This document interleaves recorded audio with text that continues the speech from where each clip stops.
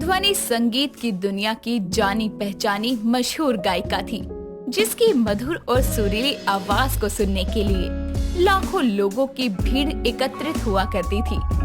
अपने singing career के कारण गायिका ध्वनि बेहद ही व्यस्त रहा करती थी, कभी स्टेज शो, कभी रिकॉर्डिंग्स इत्यादि। ऐसे ही आज भी आधी रात को वो अपना स्टेज शो खत्म करने के बाद गाते हुए वापस शहर आ रही होती है। तेरी झलक शर्फी श्रीवल्ली नैना मदक बर्फी। ध्वनि गाड़ी चलाते हुए गाना गा रही होती है, तभी उसकी गाड़ी मुकुंदपुर गांव के बीचों बीच रुक जाती है, जहां बेहद सन्नाटा था।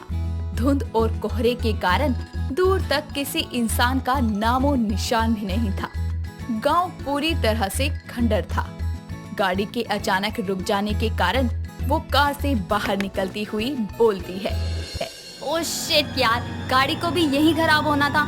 इतनी रात में इस गांव में कोई मैकेनिक मिलना भी नामुमकिन है। क्या करूं? ध्वनि परेशान होकर मदद की तलाश में इधर उधर देखने लगती है। तभी उसे अपने पास किसी के होने का आभास होता है और वो बोलती है, ऐसा लग रहा था कोई मेरे पीछे था। कौन है? कौन है यहाँ? ध्वनि ये कह ही रही होती है कि तभी उसके आसपास किसी के पैरों के चलने की आवाज के साथ जमीन पर निशान पड़ने लगते हैं, जिसे देखकर ध्वनि की आंखें फटी की फटी रह जाती है और वो डर के मारे अपनी गाड़ी में बैठकर शीशा बंद कर लेती है। तभी अचानक मधुरिका नाम की एक सुंदर सी महिला गाड़ी का शीशा खटखटाते हुए कहती है, सुनो बहन, मेरी मदद करो। कमाल है, अभी 1 मिनट पहले तक तो कोई नहीं था, ये अचानक औरत कहाँ से आ गई? जी कौन है आप? मेरा नाम मधुरिका है, मुझे आगे तक जाना है, तुम मुझे छोड़ दोगी क्या? माफ करना, मेरी गाड़ी खराब हो गई है, इसलिए मैं तुम्हारी कोई मदद नहीं कर सकती। मधुरिका जैसे ही गाड़ी को छूती है, गाड़ी खुद ब खुद स्टार्ट हो जाती है और ध्वनि बोलती है, अरे ये गाड़ी अचानक स्टार्ट कैसे हो गई? अक्सर इस गांव में गाड़ियां बंद हो ही जाती है। क्या मतलब? वो रास्ते उबड़ खाबड़ है ना, इसलिए। आओ बैठ जाओ, मैं तुम्हें ड्रॉप कर दूंगी। मधुरिका ध्वनि के बगल में बैठ जाती है और ध्वनि गाड़ी चलाने लगती है। सड़क एकदम सुनसान होती है। तभी मधुरिका गाना गाती है, गुमनाम है कोई, बदनाम है कोई, किसको खबर कौन है वो, अनजान है कोई। अरे वाह, तुम गाती हो, गायिका हो क्या? किसी जमाने में गायिका थी, पर अब क्या? मैं एक गायिका हूँ, ध्वनि नाम है मेरा। जानती हूँ। वो कैसे? तुम्ही ने तो बताया। दोनों बातें करने लगते हैं। तभी ध्वनि की नजर शीशे पर जाती है, जिसमें मधुरिका का चेहरा देखकर वो डर जाती है और अपने मन में बोलती है, हे भगवान, ये तो एक चुड़ैल है, क्या करूं? हाँ, माँ कहती थी कि चुड़ैलों के पैर भी उल्टे होते हैं। ओह माय गॉड, इसके तो पैर भी उल्टे हैं। अब क्या करूं? कैसे इससे बचूं? चुड़ैल की सच्चाई जानकर उसे कड़ाके की सर्दी में भी पसीने छूटने लगते हैं और ध्वनि के चेहरे का उड़ा हुआ रंग देखकर भूतनी समझ जाती है कि वो उसकी सच्चाई से वाकिफ हो चुकी है और फिर भूतनी अपने असली रूप में आकर ध्वनि के अंदर घुस जाती है और इस तरह अब ध्वनि मधुरिका चुड़ैल के रूप में परिवर्तित हो जाती है और गाड़ी को आगे चलाते हुए गाती है, गुमनाम है कोई, बदनाम है कोई, किसको खबर कौन है वो, अनजान है कोई, गुमनाम है कोई। अब मेरे सपनों को पूरा करने से मुझे कोई नहीं रोक सकता। थोड़ी ही देर में चुड़ैल में बदली हुई मधुरिका शहर पहुंचकर आधी रात ध्वनि के बंगले में बने म्यूजिक हॉल में आकर मंच पर खड़ी हो जाती है और गाती है, कहीं दीप जले कहीं दिल जरा देख ले आके परवाने, तेरी कौन सी है मंजिल। पूरे 150 बरस के बाद आज मैं संगीत के मंच पर खड़ी हूँ। अब ये शरीर मेरा है, इसके जरिए मैं अपने संगीत के सपनों को खुलकर जी सकती हूँ।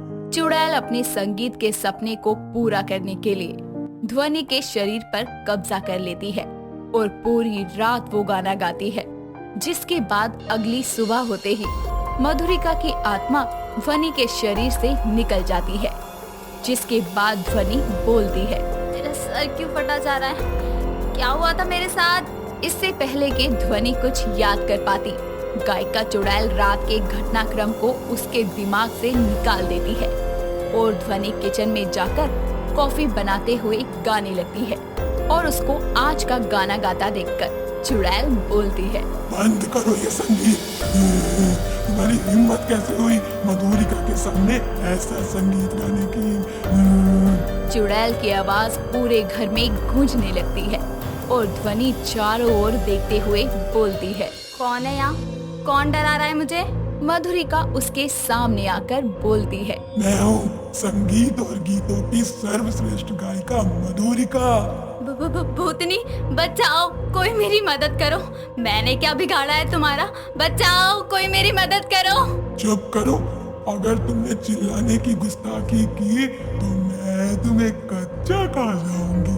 चलो मेरे साथ, मैं तुम्हें बताती हूँ कि गीत कैसे गाते हैं। चुड़ैल ध्वनि का हाथ पकड़कर किचन से उड़ती हुई उसे लेकर म्यूजिक हॉल में आती है और ध्वनि को एक चेयर पर बिठाकर बोलती है, तुम अपने आप को गायिका कहती हो ना, तो अब मेरे प्रश्नों के उत्तर दो। संगीत के कितने सुर होते हैं? 7 सुर। गायिका चुड़ैल के पूछे गए सभी सवालों का ध्वनि एकदम सही जवाब देती है, जिसे सुनकर चुड़ैल खुशी से बोलती है, अद्भुत, शाबाश, तुमने सभी प्रश्नों का सही उत्तर दिया। तुमने ये साबित कर दिया कि तुम एक होशियार गायिका हो, बिल्कुल मेरी तरह। तभी तो मैंने तुम्हारा शरीर चुना। अब मैं तुम्हें अपना गीत सुनाऊंगी। सुनोगी ना मेरा गीत? बोलो बोलो ना, सुनना ही पड़ेगा और मेरी तारीफ भी करनी होगी। हाँ हाँ हाँ, मैं सुनूंगी। तू जहाँ जहाँ चलेगा मेरा साया साथ होगा, मेरा साया, मेरा साया, मेरा साया, मेरा साया। चुड़ैल पूरा दिन उसे गाना सुनाती है। ऐसे ही फिर रात होने पर डोरबेल बजती है और चुड़ैल ध्वनि के अंदर घुस जाती है और दरवाजा खोलती है। तभी सामने से रोनित बोलता है, What is wrong with you ध्वनि? सुबह से 50 फोन कर चुका हूँ, तुम फोन क्यों नहीं उठा रही थी? तेरी इतनी हिम्मत कि तुम मुझसे ऐसे बात करे? ध्वनि, ये क्या हो गया? तुम ये किस तरह से बात कर रही हो? ध्वनि नहीं हूँ मैं, मधुरिका हूँ, गायिका मधुरिका। लगता है ध्वनि के शरीर को किसी चुड़ैल ने अपने वश में कर लिया है। मुझे कुछ करना होगा।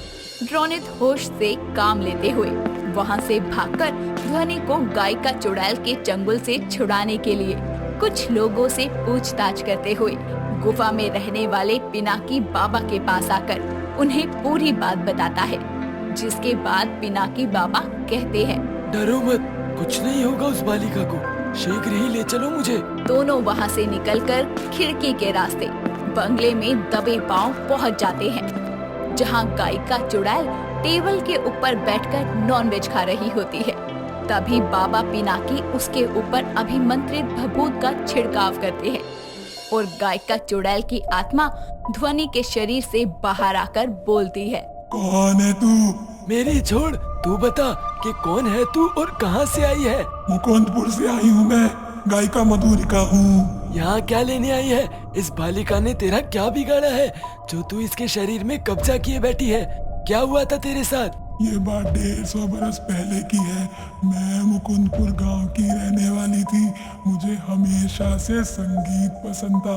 गायिका बनना चाहती थी, लेकिन उस जमाने में लड़कियों को पर्दों में रखा जाता था। मेरे माता पिता ने मेरे सपनों की कद्र करते हुए मुझे गायिका बनने की इजाज़त दे दी, जिसके बाद गांव की कुछ लड़कियों को भी मैं संगीत सिखाने लगी। उनकी भी संगीत में रुचि हो गई।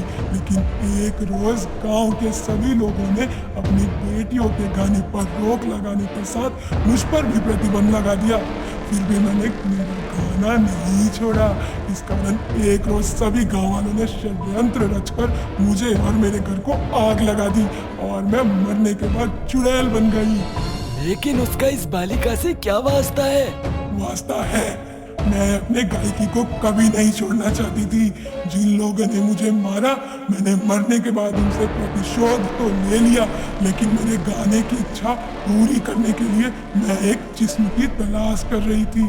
और जब ध्वनि उस दिन मेरे गांव से गुजर रही थी, तो इसके संगीत की धुन मेरे कानों में पड़ी और फिर मैंने इस पर कब्जा कर लिया।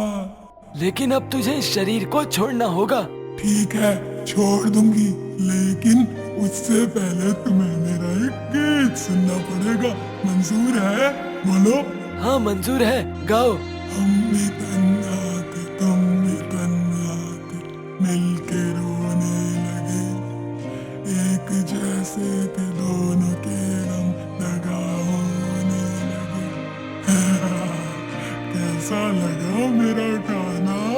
हमने तुम्हारा गीत सुन लिया। अब तुम्हारी इच्छा पूरी हो गई, इसलिए तुम्हें यहाँ से जाना होगा मधुरिका। हाँ, जा रही हूँ।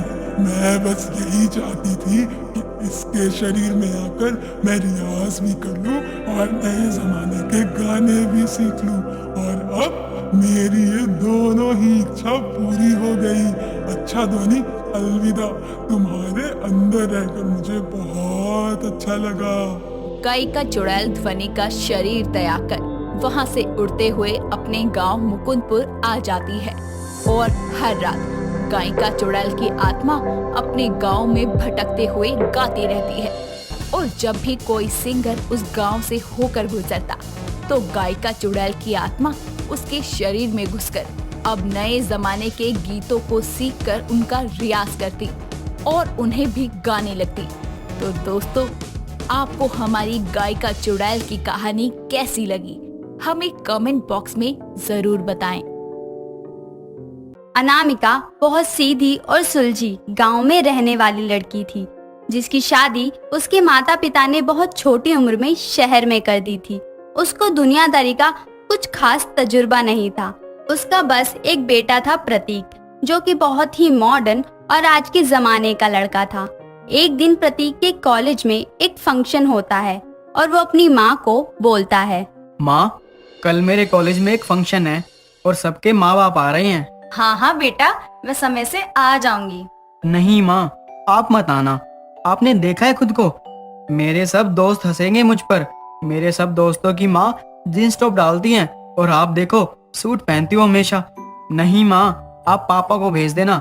आप हमेशा की तरह घर का ही काम करो बस। अनामिका को उसकी बातों का बहुत बुरा लगता है, पर वो बिना कुछ कहे आंखों में आंसू लिए वहाँ से चली जाती है और अपने कामों में लग जाती है। ऐसे ही एक दिन अनामिका प्रतीक को कहती है, बेटा जल्दी आजा और खाना खा ले। मैंने तेरे लिए सरसों का साग और मक्के की रोटी बनाई है। माँ, आर यू गोना मैड? मैं अब ये सब खाऊंगा क्या? आपसे कितनी बार बोला है मैंने, मेरे लिए ये सब मत बनाया करो, मैं खुद कुछ बना के खा लूंगा। पर बेटा। पर वर कुछ नहीं, मैंने जो कहना था कह दिया बस। एक तो आप रहती इतनी गंवार बनकर हो, दूसरा यह खाना भी वैसा है। पता नहीं आप मेरी माँ क्यों हो। अगर कहीं से माँ अडॉप्ट कर सकते ना, तो मैं एक मॉडर्न माँ लेके आता अपने लिए। इतना कहकर प्रतीक कॉलेज के लिए निकल जाता है। अनामिका अपने बेटे की बातें सुनकर बुरी तरह टूट जाती है और खुद को बदलने का फैसला लेती है। शाम को जैसे ही प्रतीक कॉलेज खत्म करके घर आता है, वो देख के हैरान हो जाता है और बोलता है, माँ, आपने ये क्या हाल बना रखा है? क्यों बेटा, हो गए ना हैरान अपनी माँ को देखकर? मैं भी तेरे लिए बन गई हूँ मॉडल मॉम। मॉडर्न नहीं, कार्टून लग रही हो बिल्कुल। प्रतीक की इस हंसी से अनामिका का दिल बुरी तरह टूट जाता है, जिसके बाद वो मॉडर्न बनने की कोशिश ही छोड़ देती है और अपने देसी स्टाइल में ही रहने लगती है। दिन बीतते जाते हैं। एक दिन प्रतीक का दोस्त राजू उसे कॉलेज में मिलता है और उससे कहता है, यार मेरी मॉम ने कल घर पर एक गेट टुगेदर रखा है, हम पत्ते खेलेंगे और मौज करेंगे। मैं सोच रहा हूँ तुम भी अपनी माँ के साथ आ जाओ, उनकी भी किट्टी पार्टी हो जाएगी। यार मैं अपनी माँ को नहीं ला सकता। क्यों, क्या हो गया? यार तू जानता नहीं मेरी माँ कितनी देसी है, वो यहाँ आई तो मेरी बेइज्जती हो जाएगी। ओह अच्छा है, तो इसकी अपनी माँ से पटती नहीं है। ये अगर कल किसी तरह आ जाए तो मैं और मेरी माँ ना जाने इसके कितने पैसे छीन सकते हैं। कोई बात नहीं यार, मैं समझता हूँ। एक काम कर, तू आ जा बस। नहीं राजू, मेरा मन नहीं है। ठीक है, अगर नहीं आना तो मत आ, पर सोच ले कोमल भी आ रही है यहाँ और पूरा कॉलेज जानता है कि तू उसे कितना प्यार करता है। क्या सच कहा तूने? फिर तो मैं जरूर आऊंगा। प्रतीक खुश हो जाता है और अपने घर आकर तैयारी करने लगता है, जिसके बाद वो अपनी माँ को बोलता है, माँ मुझे 5,000 रुपए चाहिए। बेटा प्रतीक, पिछले हफ्ते ही तो तेरी फीस भरी थी ना मैंने, तो अचानक तुझे पैसों की जरूरत क्यों पड़ गई? यू नो माँ, पापा की सबसे बड़ी गलती थी आपसे शादी करना। अगर वो भी किसी मॉडर्न औरत से शादी करते तो वो मुझसे इतने सवाल नहीं करती और मेरी लाइफ सेट हो जाती। ठीक है बेटा, अगर मैं तुझे इतनी ही बुरी लगती हूँ ना, तो आज के बाद मैं तुझे कभी भी कुछ भी नहीं बोलूंगी, एक कोने में पड़ी रहूंगी चुपचाप। अनामिका प्रतीक को पैसे दे देती है और कुछ भी नहीं कहती। प्रतीक तैयार होकर पार्टी के लिए निकल जाता है। पार्टी में पहुंचकर वहां उसे कोमल मिलती है, जो उसे बोलती है, अरे प्रतीक, तुम यहाँ? तुम्हें यहाँ देखकर मुझे बहुत खुशी हुई। मुझे भी। मुझे तो पता ही नहीं था प्रतीक कि तुम यहाँ आने वाले हो। तुम्हारी माँ तुम्हारे साथ नहीं आई? आती ही होंगी, उन्हें कुछ काम था, इसीलिए मैं पहले आ गई और वो बाद में आएंगी। वैसे तुम्हारी मॉम कहाँ है? एक्चुअली उनकी तबीयत खराब है तो वो नहीं आ पाएंगी। ओह कोई नहीं, चलो अंदर चलते हैं। दोनों अंदर आ जाते हैं और हर कोई एंजॉय कर रहा होता है कि तभी राजू प्रतीक और कोमल के पास आकर उनसे बोलता है, अरे यार इतना लेट आए तुम? कोई नहीं, चलो बाजी खेलते हैं और मैं तुम्हें अपनी माँ से मिलवाता हूँ। प्रतीक और कोमल राजू की माँ से मिलते हैं और राजू के साथ बैठकर खेलना शुरू करते हैं। प्रतीक को ये सब खेलना नहीं आता, इसलिए वो कुछ ही समय में सारे पैसे हार जाता है, जिसके बाद राजू की माँ उसे बोलती है, कोई नहीं, जीत जाओगे। शुरू में तो सब हारते हैं। तुम चाहो तो मुझसे कुछ पैसे उधार ले सकते हो। नहीं आंटी जी, ये नहीं खेलेगा। हाँ क्यों खेलेगा? इसकी माँ गांव की है ना, तो इसे और पैसे नहीं दिए होंगे। यू नो ना, गांव के लोग मॉडर्न नहीं होते और कंजूस होते हैं एकदम।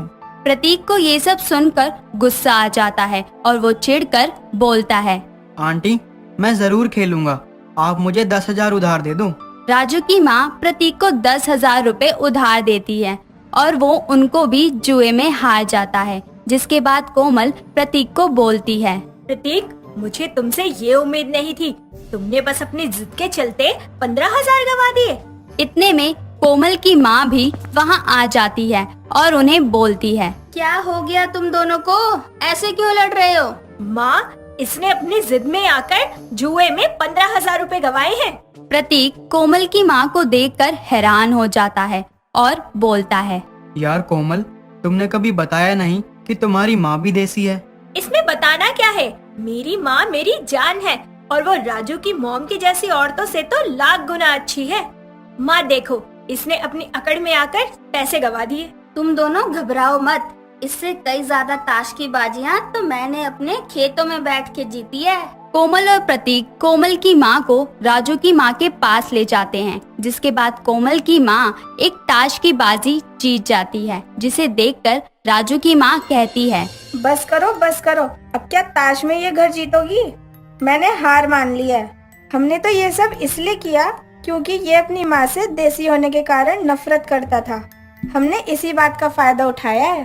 प्रतीक को उसका खोया पैसा वापस मिल जाता है और कोमल की माँ की मदद से उसकी उधार की भरपाई भी हो जाती है, जिसके बाद वो कोमल की माँ से कहता है, आंटी मुझे माफ कर दो।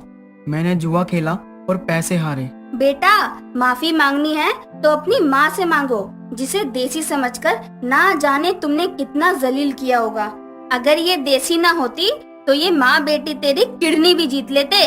राजू अपने घर आता है और अपनी माँ को गले लगाकर फूट फूट कर रोने लगता है, जिसके बाद वो बोलता है, माँ, तुम जैसी हो मेरी जान हो, हीरा हो हीरा। मुझे माफ कर दो, मैंने आपका बहुत दिल दुखाया है। अच्छा बस कर, अब मुंह हाथ धो ले। मैंने तेरे लिए मॉडर्न खाना बनाया है, पास्ता। नहीं माँ, मैं तो सरसों का साग और रोटी खाऊंगा। ये सुन के अनामिका हंस पड़ती है और उस दिन के बाद प्रतीक अपनी देसी माँ की इज्जत करने लगता है और साथ ही उन्हें समझता भी है। दोस्तों, अगर आपको ये कहानी पसंद आई तो इसे लाइक करें, शेयर करें और कमेंट करके बताएं कि कहानी में आपको सबसे अच्छा क्या लगा।